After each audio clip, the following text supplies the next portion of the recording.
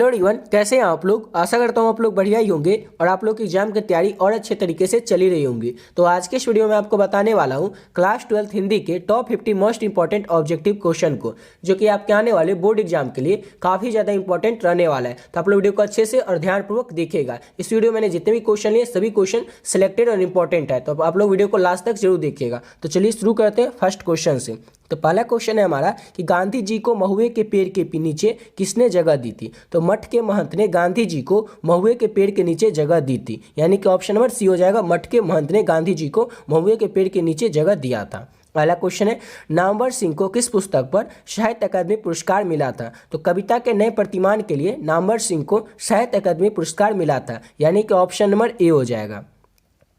अगला क्वेश्चन है कि दलित साहित्य का सौंदर्य शास्त्र आलोचना जो पुस्तक है, इसके लेखक कौन है, किसने लिखा इसे। तो ओम प्रकाश वाल्मीकि ने लिखा है दलित साहित्य के सौंदर्य शास्त्र पुस्तक को, यानी कि ऑप्शन नंबर ए हो जाएगा। और ये क्वेश्चन जो है ये आपके बोर्ड एग्जाम में ऑलरेडी पूछा हुआ क्वेश्चन है। कई बार आपके बोर्ड एग्जाम में पूछा गया क्वेश्चन है कि दलित साहित्य के सौंदर्य शास्त्र के लेखक कौन है। तो ओम प्रकाश वाल्मीकि है। और आप लोग याद रखिएगा जूठन शीर्षक जो आत्मकथा है उसके भी लेखक कौन है। तो ओम प्रकाश वाल्मीकि ही है।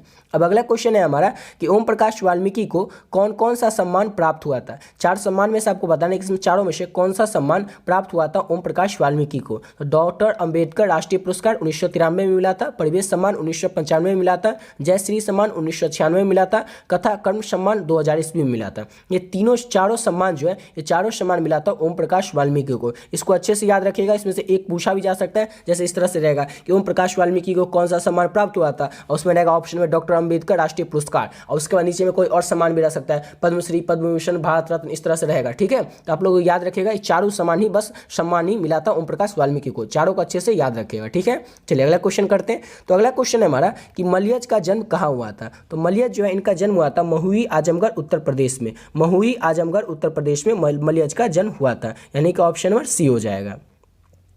अगला क्वेश्चन है तिरिच विस्थापन, जिसको कि जहरीला लिजार्ड भी कहते हैं, इसमें कितना जहर होता है। तो काले नाग से 100 गुना ज़्यादा जहर होता है तिरिच में। याद रखिएगा ऑप्शन नंबर बी हो जाएगा कि तिरिच जो होता है जिसे जहरीला लिजार्ड भी कहते हैं, इसमें काले नाग से 100 गुना ज़्यादा जहर होता है, यानी कि ऑप्शन नंबर बी हो जाएगा। अगला क्वेश्चन है उदय प्रकाश का जन्मस्थान कहाँ है। तो तिरिच पाठ के जो लेखक उदय प्रकाश है उनका जन्म हुआ था सीतापुर अनूपपुर मध्य प्रदेश में। सीतापुर अनूपपुर मध्य प्रदेश में उदय प्रकाश का जन्म हुआ था। अब अगला क्वेश्चन है कि सुभद्रा कुमारी चौहान का जन्म कब हुआ था। तो सुभद्रा कुमारी चौहान का जन्म कब हुआ था। तो इनका जन्म हुआ था 16 अगस्त 1904 को। 16 अगस्त 1904 को सुभद्रा कुमारी चौहान का जन्म हुआ था, यानी कि ऑप्शन नंबर डी हो जाएगा। और पुत्र वियोग शीर्षक कविता के लेखिका कौन है। तो सुभद्रा कुमारी चौहान ही है, इसको भी याद रखिएगा। अब अगला क्वेश्चन है कि जे कृष्णमूर्ति का जन्म स्थान कहाँ है। जे कृष्णमूर्ति जो कि शिक्षा पाठ के लेखक है, इनका जन्म कहाँ हुआ था। तो इनका जन्म हुआ था मदनपल्ली चित्तूर, जो कि आंध्र प्रदेश में, वहाँ पर जे कृष्णमूर्ति का जन्म हुआ था। और जे कृष्णमूर्ति जो है शिक्षा पाठ के लेखक भी हैं। अगला क्वेश्चन है कवि मलिक मोहम्मद ज्यासी के पिता का नाम क्या था। तो कवि मलिक मोहम्मद ज्यासी जो है ये करवक पाठ के लेखक हैं, और इनके पिता का नाम था मलिक शेख ममरेज या मलिक राजे अशरफ। याद रखिएगा मलिक शेख ममरेज या मलिक राजे अशरफ जो था ये मलिक मोहम्मद ज्यासी के पिता का नाम था, यानी ऑप्शन नंबर ए हो जाएगा। और करवक शीर्षक पाठ के लेखक कौन है। तो मलिक मोहम्मद ज्यासी हैं। अगला क्वेश्चन है सूरदास का निवास स्थान कहाँ कहाँ रहा है। सूरदास जो है ये कहाँ कहाँ पर रहे थे। तो ब्रज क्षेत्र के क्रमश मऊ घाट में और वृंदावन एवं परसौली ग्राम में, यानी कि ऑप्शन नंबर सी हो जाएगा।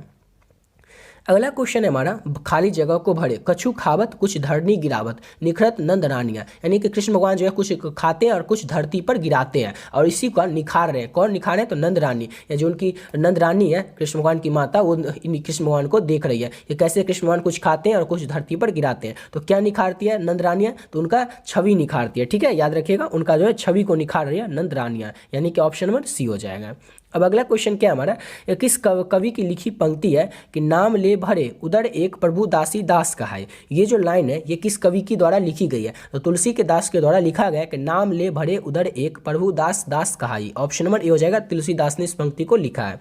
अगला क्वेश्चन है कविता करके तुलसी नौ लसे कविता लसी पा तुलसी की कला। ये पंक्तियाँ किसको अमर बनाती है। तो तुलसीदास के कविताओं को ये जो पंक्ति है ये अमर बनाते हैं। याद रखिएगा कविता करके तुलसी नौ लसे कविता लसी पर तुलसी की कला, ये पंक्ति जो है ये तुलसीदास की कविताओं को अमर बनाती है, यानी कि ऑप्शन नंबर ए हो जाएगा। अगला क्वेश्चन है हमारा कि तुलसीदास के शिक्षा गुरु कौन थे। तो शेष सनातन जो कि काशी के विद्वान थे ये तुलसीदास के शिक्षा गुरु थे, यानी कि ऑप्शन नंबर डी हो जाएगा। अब अगला क्वेश्चन है, किसने लिखा है? ये जो लाइन है ये किसने लिखा है? गद्य लिखना भाषा को सार्वजनिक करके ते जाना है, ये किसने लिखा था? तो ये लिखा था रघुवीर सहाय ने। रघुवीर सहाय ने लिखा था कि गद्य लिखना ना भाषा को सार्वजनिक करते जाना है, ये लिखा था रघुवीर सहाय ने, यानी कि ऑप्शन नंबर सी हो जाएगा।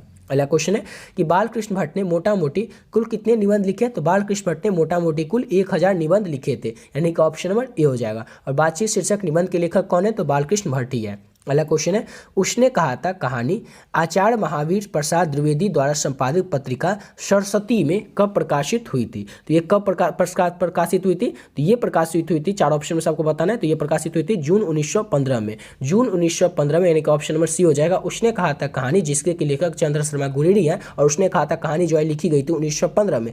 ये आचार्य महावीर प्रसाद द्विवेदी द्वारा संपादित जो पत्रिका थी सरस्वती, उसमें उसने कहा था कहानी जून 1915 में प्रकाशित हुई थी। लेकिन ये लिखी कब गई थी? तो ये भी लिखी गई थी 1915 में, ठीक है, 1915 में लिखी गई। और सरस्वती जो जिसके की पत्रिका था, इसके संपादक कौन थे? तो आचार्य महावीर प्रसाद द्विवेदी थे, उसमें ये संपादित हुई थी या फिर प्रकाशित हुई थी, ठीक है, याद रखिएगा इसको भी। और उसने कहा था कहानी के लेखक कौन है? तो चंद्र शर्मा गुलेरी है। अगला क्वेश्चन है, किन विषयों पर गुलेरी जी ने लेखन किया था? चंद्र शर्मा गुलेरी जो थे वो किस विषय पर लेखन किए थे? तो परिचय विद्या, इतिहास पर, पुरातत्व, भाषा विज्ञान पर, समयायिकी विषय पर, इन सभी विषयों पर गुलेरी जी जो थे, यानी चंद्र शर्मा गुलेरी, उन्होंने लेखन का काम किया था उपयुक्त तीनों विषयों पर।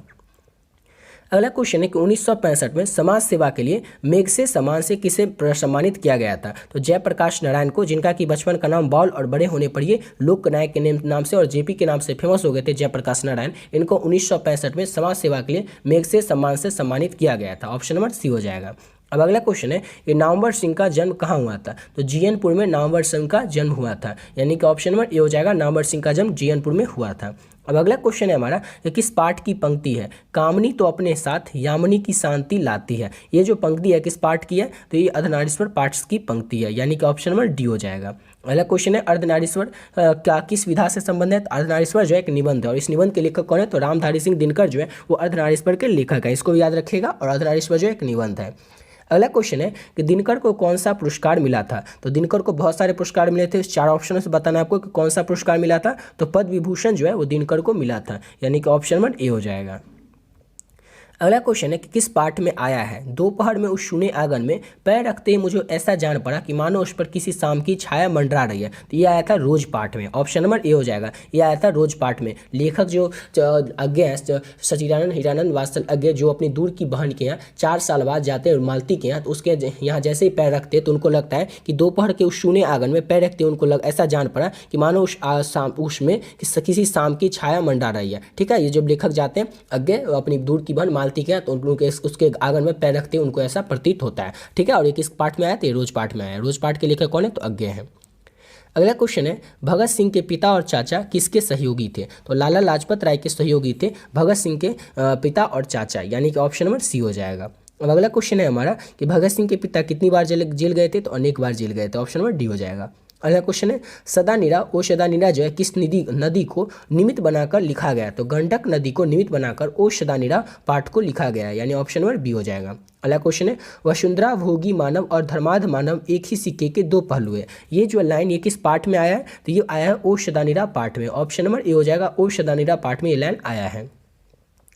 अगला क्वेश्चन है मोहन राकेश के कहानी संग्रहों के नाम लिखे। तो मोहन राकेश के सभी कहानी संग्रह जैसे कि इंसान के खंडर, नए बादल, जानवर और जानवर, एक और जिंदगी, फौलाद का आकाश, वारिस, उपयुक्त सभी, ये सभी जो है ये मोहन राकेश के कहानी संग्रहों के नाम हैं। अब अगला क्वेश्चन है किसकी लिखी पंक्ति है? शूर कवित सुनी कौन कवि जो नाही सिरलाचन करे। ये जो है लिखी पंक्ति, ये पंक्ति किसके द्वारा लिखी गई है? तो ये नाभा दास के द्वारा लिखी गई है, यानी कि ऑप्शन नंबर डी हो जाएगा। अगला क्वेश्चन है छपे शीर्षक कविता के रचयिता का नाम बताएं। तो नाभा दास जो है ये छपे शीर्षक कविता के रचयिता है, यानी लेखक है, ऑप्शन नंबर ए हो जाएगा। अगला क्वेश्चन है अपनी कविता में भूषण ने किसका गुणगान किया है? तो महाराज छत्रसाल का गुणगान किया है अपनी कविता में भूषण ने, यानी कि ऑप्शन नंबर सी हो जाएगा, महाराज छत्रसाल का।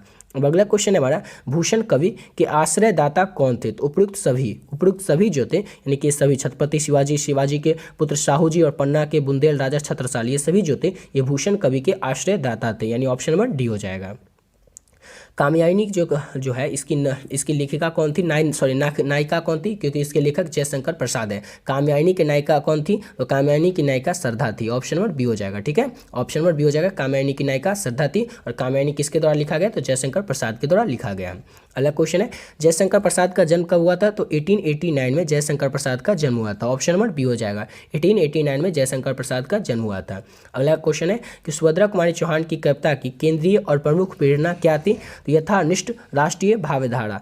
यथानिष्ठ राष्ट्रीय भावधारा जो था सुभद्रा कुमारी चौहान की कविता की केंद्रीय और मुख्य प्रेरणा थी। याद रखिएगा, ऑप्शन नंबर बी हो जाएगा। और पुत्र वियोग जो कविता उसकी लेखिका कौन थी? तो सुभद्रा कुमारी चौहान ही थी। नेक्स्ट क्वेश्चन है, मुन्नी कौन थी? तो मुन्नी जो थी ये बिश्नी की बेटी थी। और ये जो है ये किस कहानी की पात्रा है? तो ये जो है सिपाही की माँ कहानी की पात्रा है मुन्नी। और सिपाही की माँ जो कहानी नहीं, सिपाही की माँ एकांकी की पात्रा है मुन्नी। और सिपाही की माँ क्या है? तो एकांकी है। और एकांकी के लेखक कौन है? तो इसके लेखक है मोहन राकेश। याद रखिएगा इसको भी।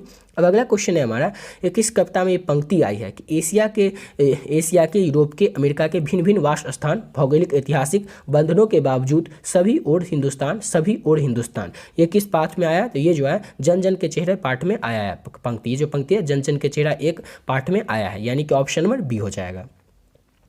अगला क्वेश्चन है, किस पत्रिका के संपादन के कारण रघुवीर सहाय का नाम हुआ था? किस पत्रिका के संपादन के कारण रघुवीर सहाय का नाम हुआ था? तो दीनमान पत्रिका के संपादन के कारण रघुवीर सहाय का जो है वो बहुत ज़्यादा सम्मान मिला था, उनका नाम हुआ था दीनमान पत्रिका के कारण।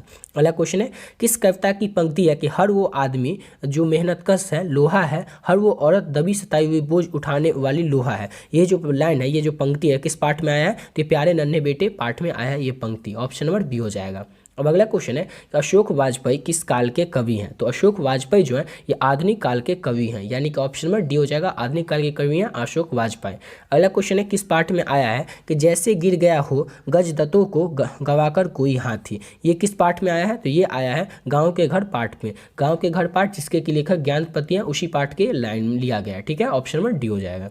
अगला क्वेश्चन है, रस्सी का टुकड़ा शीर्षक कहानी के रचयिता का नाम बताएं। तो रस्सी का टुकड़ा शीर्षक कहानी के लेखक कौन है? तो गार्डी मोपासा जो है वो रस्सी का टुकड़ा शीर्षक कहानी के रचयिता है, यानी कि ऑप्शन नंबर ए हो जाएगा।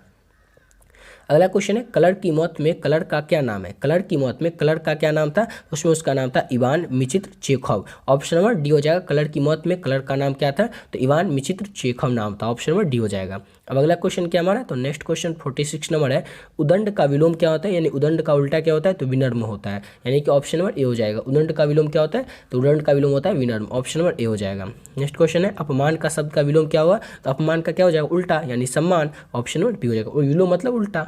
नेक्स्ट क्वेश्चन है हमारा कि अस्त का विलोम होगा, तो अस्त का विलोम उदय हो जाएगा, यानी कि ऑप्शन नंबर सी हो जाएगा। अब अगला क्वेश्चन है कि अद्र का विपरार्थक क्या हो जाएगा? तो अद्र का विपरार्थक हो जाएगा सूक्ष्म, यानी कि ऑप्शन नंबर ए हो जाएगा। अद्र का उल्टा सूक्ष्म, ऑप्शन नंबर ए हो जाएगा। अब अगला क्वेश्चन क्या है हमारा कि पुरस्कार का विलोम क्या होगा? तो पुरस्कार किसको मिलता है? यानी उसका उल्टा दंड मिलेगा, यानी ऑप्शन नंबर डी हो जाएगा। इसी के साथ वीडियो पे कंप्लीट करते हैं। आशा करता हूँ आप लोग को वीडियो अच्छा लगा हो। तो मिलते हैं नेक्स्ट वीडियो में नई वीडियो के साथ।